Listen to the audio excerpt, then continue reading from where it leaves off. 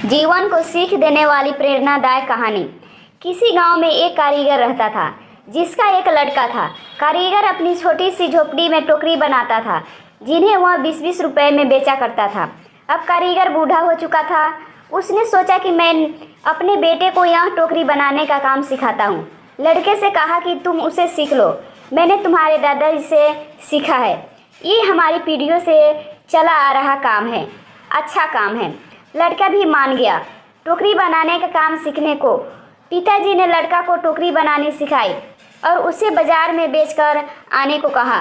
लड़का टोकरी को लेकर बाजार गया और बेचकर आया ही था कि पिताजी ने पूछा कि उदास क्यों हो।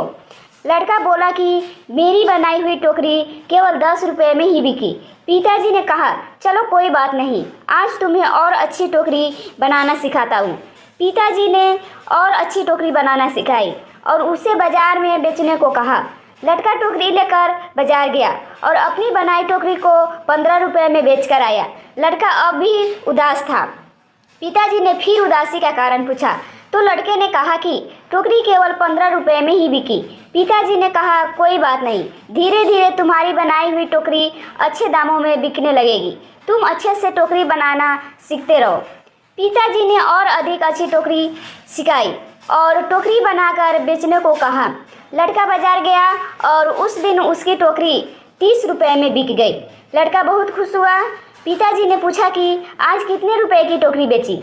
लड़के ने कहा आज मेरी बनाई टोकरी 30 रुपये की बिकी है। पिताजी ने यह सब सुनकर लड़के से कहा बहुत अच्छा है, चलो आज तुम्हें ऐसी टोकरी सिखाऊंगा जो 40 रुपये में बिक सके। लड़के ने कहा बस पिताजी, आप खुद 20 रुपये की टोकरी बेचते आए हो, आप मुझे 40 की टोकरी बनाना कैसे सिखाओगे? आप रहने दो, आपसे ज़्यादा रुपए की टोकरी तो मैं बनाना जानता हूँ। इतना सुनकर पिताजी ने कहा ऐसा ही कुछ मैंने भी कहा था जब मेरे पिताजी खुद 15 रुपये की टोकरी बेचते थे और एक दिन मेरी टोकरी 20 रुपये में बिक गई।